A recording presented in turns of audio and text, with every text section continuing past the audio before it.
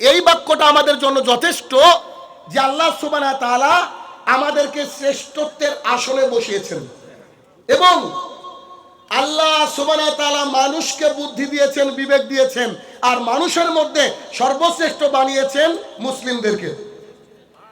এটা আপনার আমার সৌভাগ্য যে আমরা অটোমেটিকলি মুসলমান। আল্লাহ সুবহানাহু ওয়া তাআলার এটা বিশেষ অনুগ্রহ। আচ্ছা, আল্লাহ সুবহানাহু ওয়া তাআলার বিশেষ অনুগ্রহ কেন বললাম? আল্লাহর জমিনে যত নবী রাসূল এসেছে, সর্বশ্রেষ্ঠ নবীর নাম হচ্ছে মুহাম্মদুর রাসূলুল্লাহ সাল্লাল্লাহু আলাইহি সাল্লাম।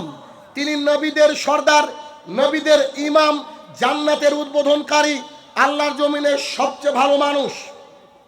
তিনি হচ্ছেন সমগ্র মানব জাতির জন্য রহমত। যদিচ তার আগে বহু নবী রাসূল এসেছেন তাদের জাতির জন্য, তবে রাসূলুল্লাহ সাল্লাল্লাহু আলাইহি সাল্লাম এসেছেন সমগ্র মানব জাতির জন্য।